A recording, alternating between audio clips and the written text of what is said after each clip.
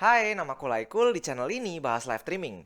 Dan kalau ngomongin live streaming, di Indonesia ini lagi rame yang namanya marathon, guys. Buat konteks aja, barangkali di antara teman-teman penontonku ada yang nggak tahu apa itu marathon.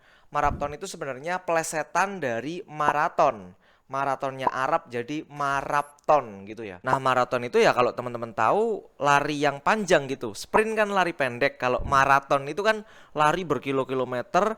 Dalam konteks live streaming ini artinya maraton tuh live streamingnya panjang, berjam-jam, berhari-hari, bahkan berbulan-bulan. Di sini aku nggak bahas dramanya, entah kalian suka ataupun nggak suka sama maraton, itu terserah kalian. Tapi yang jelas, maraton ini udah cukup bisa mengguncangkan dunia live streaming di Indonesia. Dan aku rasa karena channel ini pembahasannya seputar live streaming, hidupku ini all about live streaming, ya kita perlu bahas marathon ini di channelku. Karena ini menarik banget sih guys, live streaming panjang 24 jam berhari-hari.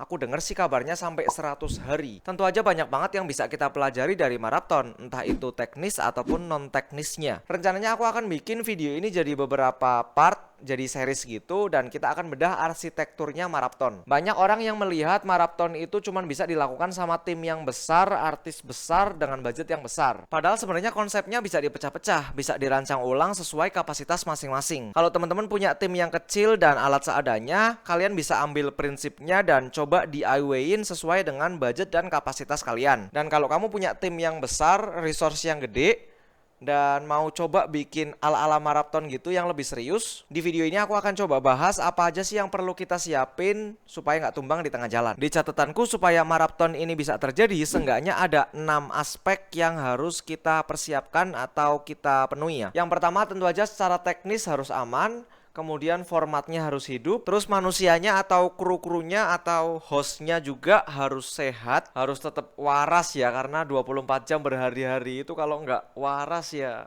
bisa meledak kepala guys. Kemudian yang keempat, dari segi narasinya harus jalan. Terus yang kelima, dari segi budget nih harus sustain ya. Jangan sampai baru seminggu udah kehabisan budget, ya repot juga sih. Dan yang terakhir, dari segi distribusinya harus aktif. Entah itu dari Clipper, story, atau publikasi apapun. Nanti kita akan bahas semuanya satu persatu secara lebih detail. Tapi teman-teman boleh dong komen dulu, kalian suka nggak dengan format videoku yang seperti ini? Kayaknya ini videonya bakalan banyakan ngoceh dan panjang banget.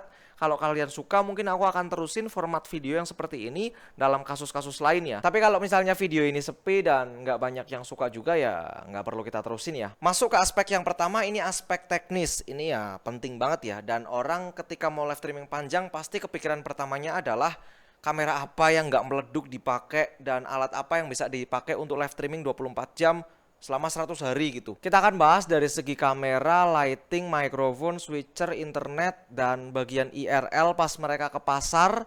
Itu juga nanti kita akan bahas. Dan mungkin itu akan kita bahas di video part 2 aja yang lebih detail. Karena aku merasa bagian teknis ini adalah keahlianku. Bentar, takut berasa sombong, kita revisi dulu ya. Maksudnya keahlianku itu di antara 6 aspek tadi, bagian teknis ini yang paling aku kuasai.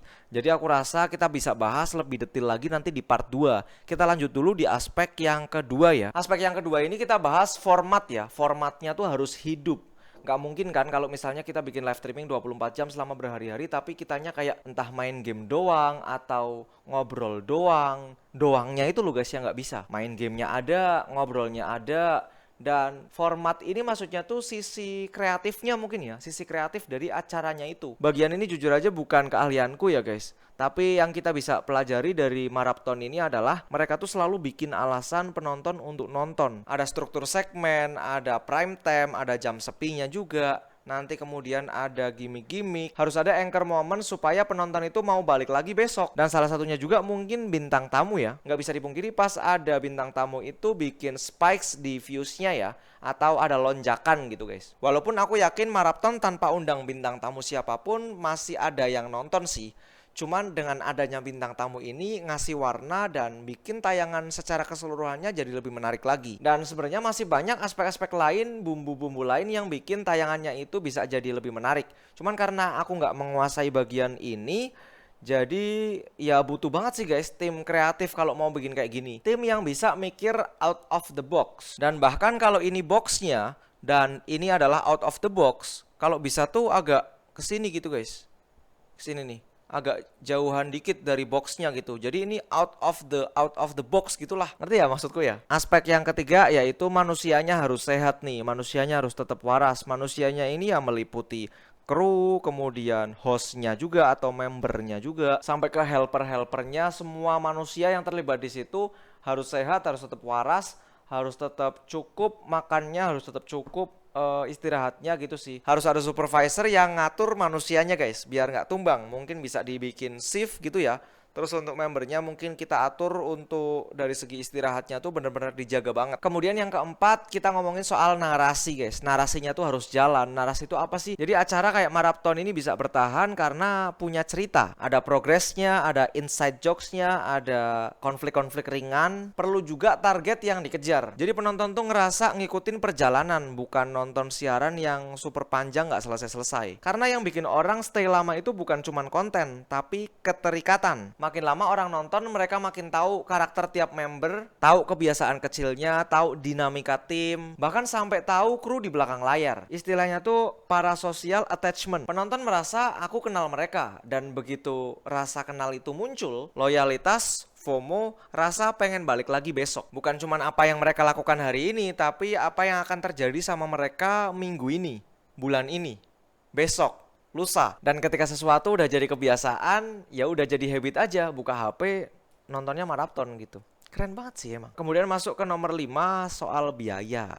Bikin kayak gini tuh ya emang mahal banget guys. Karena kita nggak cuma ngomongin soal alat, tapi soal sustainability, konsumsi tim, honor, maintenance, backup, kontrol resiko, dan biaya yang paling besar pengen tahu apa? Tentu aja manusia. Makin lama durasi, shift operatornya nambah. Hostnya juga perlu rotasi ya. Bahkan Mbak Rini aja sempat nge-host tuh. Mbak-mbak yang helper di sana itu nge-host juga pas lagi pada tidur. Tim kreatif juga nggak boleh kerja non-stop. Jadi nggak cuma satu orang yang jadi kreatif ya. Semuanya harus kreatif juga sih. Terus ini nih yang paling penting. Harus ada selalu orang yang kerjaannya tuh kayak nganggur, nggak guna gitu. Tapi dia tuh standby terus.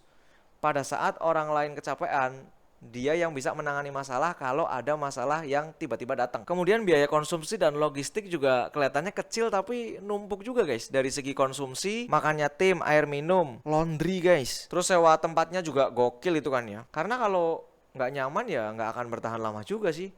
Dari segi member, dari segi host, dari segi krunya juga ya harus dibikin nyaman semua kan. Kemudian ada juga biaya maintenance dan resiko. Yang namanya live streaming lama, kameranya lebih dari satu pasti. Kemudian switcher dan alat-alat lainnya tuh harus ada backupnya lah kalau terjadi sesuatu gitu. Karena kan dia nyala terus ya. Redundansi itu emang mahal sih, tapi kalau downtime lebih mahal lagi kalau sampai mati gitu ya. Kemudian dari segi listrik juga perlu dipikirin kan. AC nyala terus, PC-nya, kameranya, alat-alat live streamingnya juga nyala terus, itu perlu dipertimbangkan juga. Terus ini guys, terus biaya bintang tamu, nggak mungkin dong kita ngundang orang terus nggak dikasih apa-apa gitu kan. Itu juga biaya juga tuh, full biaya doang deh. Kemudian ada juga biaya yang nggak kelihatan guys, namanya opportunity cost. Si member-member ini kan ketika nggak maraton mereka punya pekerjaan yang penghasilannya oke juga kan. Nah berarti kan honor dari host atau member maraton ini seenggaknya seminim-minimnya sama dengan yang bisa mereka hasilkan di luar maraton kan. Harus lebih sih, cuman seminim-minimnya kan harus sama seperti yang bisa mereka dapatkan di luar maraton. Dan kemudian yang terakhir nih, aspek yang keenam, distribusi. Kalau mau bikin live streaming gitu nggak bisa live doang, perlu didistribusiin juga. Dibikin story, dibikin reels, dibikin tiktoknya, dibikin clipping-clippingnya. Yang kalau udah terkenal sih itu akan terjadi secara natural ya. Viralitas itu kan akan terjadi secara natural. Tapi buat teman-teman yang mungkin mau coba bikin gini juga, kayaknya perlu hire clipper deh. Atau mungkin bayar orang yang emang biasa ngeklip gitu. Karena itu susah juga loh guys, bikin clipping gitu. Kalau misalnya kita bukan siapa-siapa kan nggak ada yang ke klip ya. Kemudian kalau kita belajar sendiri, tim kita belum tentu loh bisa sejago-jago mereka yang di internet itu. Di next video pembahasannya akan lebih teknis tentang kamera, lighting, mikrofon, switcher, internet gitu-gitu ya. Apakah yang kayak gini tuh bisa dibilang aku manjat ke maraton? Mungkin ya. Tapi sebelum kenal maraton aku tuh udah mendedikasikan diriku untuk live streaming guys. Dan ini yang lagi happening gitu ya. Jadi mau nggak mau ya kita bahas. Boleh dong tolong yang masih nonton sampai detik ini udah panjang banget videonya ya. Antara kalian tuh seneng dengerin aku ngomong, atau konten ini isinya daging semua, atau mungkin bahkan kalian fansnya Marapton. Boleh di komen aja ya, nanti kita lanjut ngobrol di kolom komentar. Matur nuwun.